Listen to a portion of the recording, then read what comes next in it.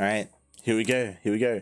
And I'm excited as well because, especially when it comes to Pacomike, I've been really impressed with by how his PvP has been improving over the past couple of weeks. Let's hope he just cannot rush it. And he'll be fine. Oh God. Anyhow, here we are, guys. Welcome to the first map in this best of three series in the semifinals in Battle of the Americas number 54. Starting in the upper left-hand side corner of the map, the Alpha X Protoss Pacomike. And spawning in the bottom right-hand corner of Romanticide LE, we have the American Protoss. She is yellow. She is representing Team Exxon. It is Nina. And chat just raised a very good point. I remember now, GSL is on Mondays, and Special is in GSL. I mean, that's probably the reason, because when I asked about the change in schedule, they told me that it was only for this season. It was not a permanent thing. Yeah. So it makes sense. Makes sense. Yes, definitely. Special needs to train. Special needs to be ready, because oh man, GSL Super Tournament is not easy tournament. Not at all, mate. Not at all. And if Special struggles against Jim, then it's not looking good. So looking good for him in the Super Tournament, mate. Oh God. Solar, so, right? Like all those Korean Zergs are gonna be looking at that VOD, mate. They're gonna be, we're gonna play like Jim. Let's go. Oh God, we're going to see mass mutualists from now on. That's what you're telling me. Oh God. But yeah, very exciting result, by the way, for Jim in DreamHack. Even though he got knocked out, like he shouldn't be upset. Yes, and then he got smashed by Eric today. He did. But outside of that, again, very impressive. Like a lot of people didn't expect that from Jim. Yeah, and now he's playing Valorant. So. Nice, exactly. God damn it, Jim. Shaking my head. Yeah, going back to this game, like we have kind of standard openings for both of them. Pacomike chose to open with Adepts, meanwhile Nina opened it with Stalkers instead. Yeah. Last game we did see both players open up a little bit more aggressively. This time only one of them. Pacomike, he's going to be zooming across the map with these Adepts, but Nina is going to want to try and intercept them. Again, Stalkers, they do win in a head-on-head engagement against Adepts. Yeah, mate. The thing is, Pacomike is doing 2 more Adepts, so we're going to have 4 now. Question, those 4 Adepts win against 2 Stalkers? They do, but, micro, Well, time to micro. Yeah, and so far, Nina's doing a pretty good job at starter stepping, trying to do whatever damage she can, but she looks like she will lose at least one Stalker, maybe both. Ooh, a little misclick from Pacomike. He didn't kill the Stalker, and instead he loses one of the Adepts. Oh my God, don't commit to shade, don't commit! Don't do it! Oh, he commits! He gets one! He loses one. Oh God.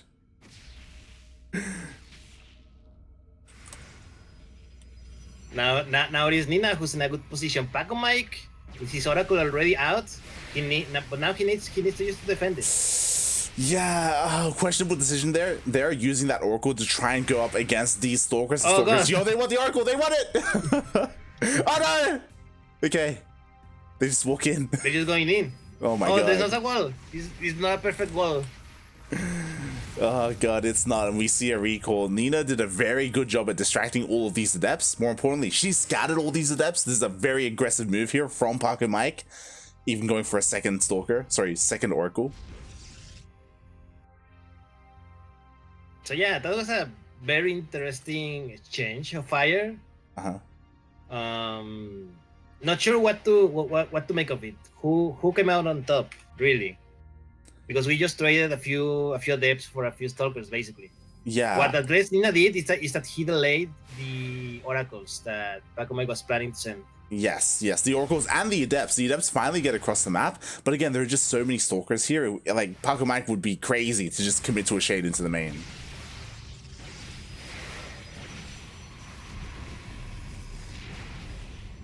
Nice wall by Nina. Yeah. These adepts are forced to run. At the same time, Oracles tried to dive into the main base of Nina, but Nina had a shield battery and stalkers ready and waiting.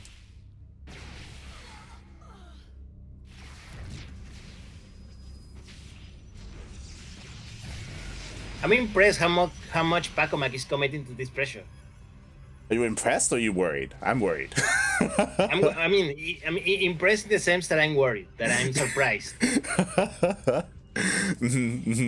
I don't know if impressed is the right word to use there in that context. Yeah. Yes. Wait, did I really say impressed? My mind was thinking of surprise. Don't, please. I agree though. I 100% agree. Like, that was very committed, and Pacomike didn't really do anything there, and now Nina has a bunch of momentum, right? Nina, she's down in workers, sure, but she has a lot of stalkers. Those stalkers are moving out. Oh god, the stasis. Nice, the 9, the prop for the tournament. And she got caught. She got caught. 5 stalkers. 6 stalkers all in the stasis. Made just a few warp beams more from Pacomike, and he could easily overpower those stalkers. Definitely. You know, those stalkers, they will be freed from stasis soon, but Pacomike, he does warp in at home. At the same time, he's getting ready to dive in with these oracles. There are 3 stalkers, but he could try and ignore them, I guess, and just suicide in. Oh, no. I don't like it. Like, oh god, Blink is ready. He loses one of the oracles. God, and this is terrifying. Blink stalkers against regular stalkers of Pacomike. To be fair, he's about to get his own blink in a couple of seconds, but oh god. Shield battery is good, but it's not that good. This is a lot of DPS. He's basically one-shotting stalkers here. Exactly. So many stalkers here for Nina. Overcharge hasn't been used yet, I guess, thankfully. But as you said, like, they're enough to one-shot, so it doesn't even matter if Overcharge gets used.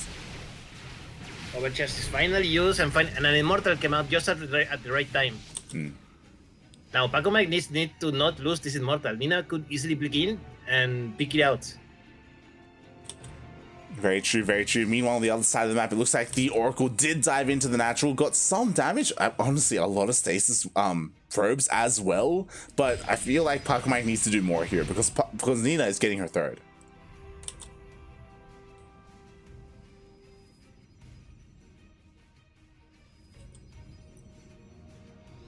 Boy, and right now Pacomike, he's just kind of stuck in his own bases. Like, sure, he has Immortals, and sure, he has Blink as well. I guess Nina finally does back off, but did she really? Yo, she's coming back in. He's coming back in with a lot more stalkers. Again, he can easily blink in, pick up the Immortals. Okay, no, he's just trying to poke in. I think she's thinking that she's still delaying Pacomike's tier base, but look, Pacomike decided to take the forward tier base. This is very daring, I gotta say, in a PvP match. Definitely. I mean, I appreciate that he wasn't stubborn, right? And, like, had his 3rd delayed even longer by trying to take the triangular 3rd. But it is risky, right? And maybe this is still what Nina kind of wanted, because this is a very vulnerable base that Nina will hit later on. A little bit of harass with a couple of depths. Get 1 probe, and only 1 probe is going to get. In a blink in and take them out. Yeah, it was a nice trade for Pacomike. Meanwhile, the Oracle came back. Oh, it did come back. God, it barely didn't survive. It just was barely in the range of that stalker.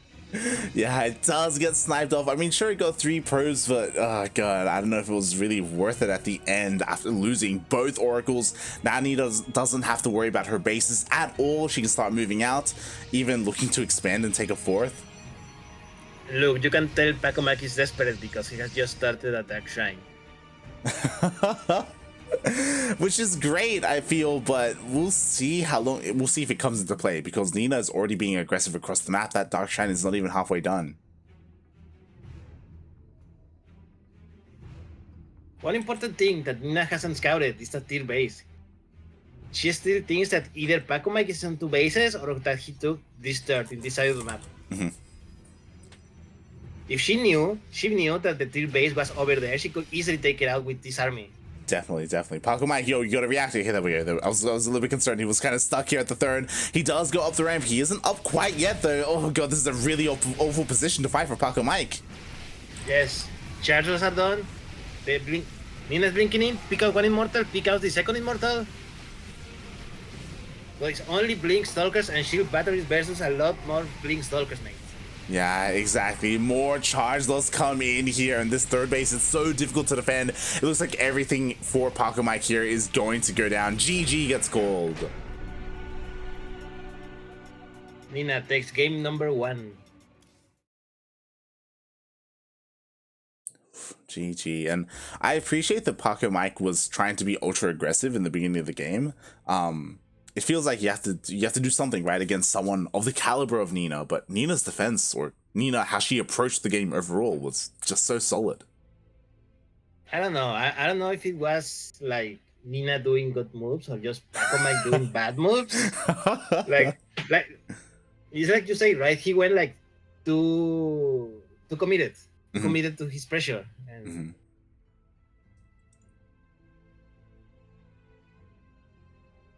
and it didn't work out. So yeah. Yeah, I would say that I imagine like that commitment to that pressure from Pacomike, it probably works against other Protoss players, right? Like, you know, there's a reason why he did it. At the same time, he should, like, his awareness of the situation he's in, and to be able to back off a little bit sooner, like, that's something that he lacked a little bit there, right? Like, figuring out that, oh, like, this isn't gonna work. Like, I need to get ready faster. I need to throw down the Dark Strike and sooner, you know, something crazy like that, you know? Yeah. Unfortunately, he didn't. Yeah, Nina just ended up overpower him, basically. With those little increments that she gained after Pacomike failed every attempt at harassment that he tried. And in the end, it was just too much for Pacomike. Yeah.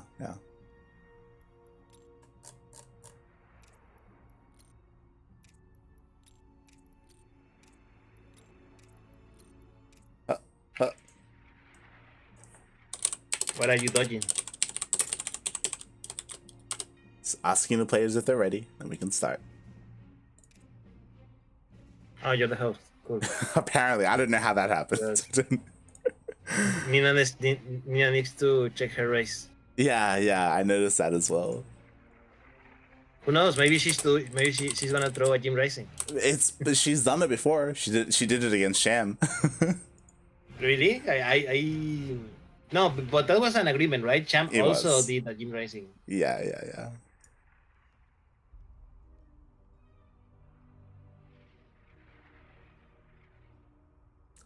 As we're getting ready for game 2, as a reminder, the semifinals, these are best of 3s, not best of 5s. So, thankfully, we're diving in.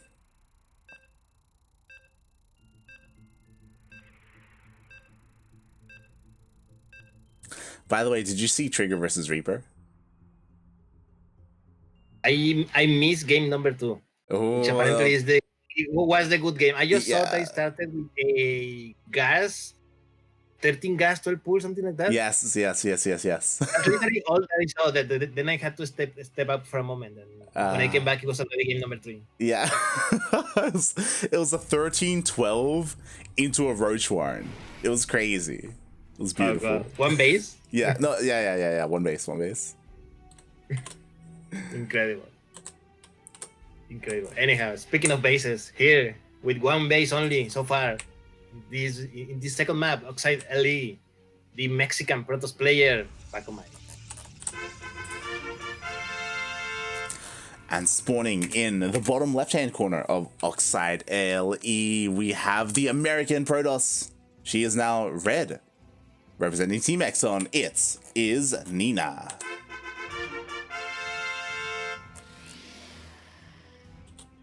Would you consider Exxon and Alpha X like a derby of North American StarCraft? No. Oh, okay. Sure. I think Exxon is very much so NA focused. I don't think I would say the same about Alpha X. I mean, because of the Alpha X LatAm sub-team? Yeah, they have a sub-team, which is weird. I've always thought that was weird. But also like they're a lot more international, less focused on NA and more focused on other aspects. True. I guess that's a good point. As opposed to Team Exxon, where it's majority like NA focused. Yes, and Tavo. Yeah. and Tavo, sí. Oh god. I was trying to think of the other NA teams. I guess like Psystorm, kind of. Yes, Psystorm, but Psystorm also does a lot of things in Southeast Asia. Yeah, true. Who else is what other team is still alive? Root Is Gaming. Icebound still a team? I mean, does Root even have players? I don't remember a Root player. They have Disc. I suppose so. Yeah. I think that's Well, it. is Icebound still a team? Icebound. That's Turkey Dano's team, right? It is Turkey Dano's team, but Turkey Dano is also inactive. Like, and yeah, so who knows? Like, mate, is Latin America going to be all that is left in the America scene? Yeah, that's the sad thing. Like, a lot of the older American teams, they aren't around anymore. Even Archangel Gaming, for example, stepped away a little bit more. Black Knight isn't a thing anymore. God, what was the other big NA team? You know what this means, like? You know what this means? What does it mean? It means there's a big gap ready for a new and young team to come in and take everything by force. By force. By force. Oh my god. I'm gonna sign all the players. A young and new team with a cute mascot as a logo, and with a history of event creation and casting, you know. It's the perfect time. Yeah. I guess Creighton could start a team. You're right. Yes. Oh god. Meanwhile, oh my, we have Pacomike going for a proxy, and he missed it. It's hidden. Nina didn't see it. Wow. Yes, he barely didn't see it with this Oracle, and mate. Now the question is Pacomike going to be ready for this Oracle? That's a good question. He's not. Yeah. As the Oracle dives in, a couple of workers are already going down. Thankfully, there is a shield battery, so there's a bit of a safe zone for these workers. But damage was done, and I'm really curious as to, oh my. Let's go. Shrine, man. Pacomike was sad that he didn't use the Dark Shrine the previous game, so he's going all in for it. Yeah, I love this so much more. I love this from Pacomike. What do we have to defend here? So obviously there's a Stargate. Obviously Nina has Oracles, but if Nina uses up all her energy across the map, she wouldn't have them to defend. He's one-shotting props across the map right now. Oh my god. 8 props going down, 9 props. 9 props, and the Oracle survive.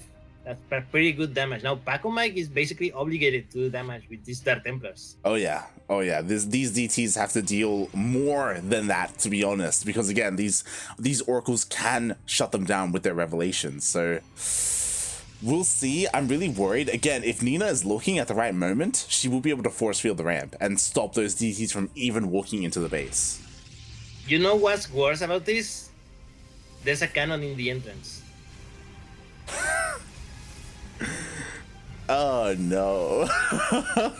so like this couldn't go worse for Pacomike. Oh no. Paco, please. Paco doesn't even have a war prison. Like, he has to go through the front door. Not like this. Meanwhile, the Oracles are killing more probes across the map. Finally, one of the Oracles does go down, but here come the DTs. Nina notices, and the DTs die. GG. Pacomike now, he's too behind to do anything about it, and he just quits. GG, well played. Pacomike, he tried to be a little bit cheeky, but as you said, he was very committed to that Dark Shrine, especially because of how much damage he was taking at home, and for those DTs to literally deal no damage, it's a bit of a yikes. GG.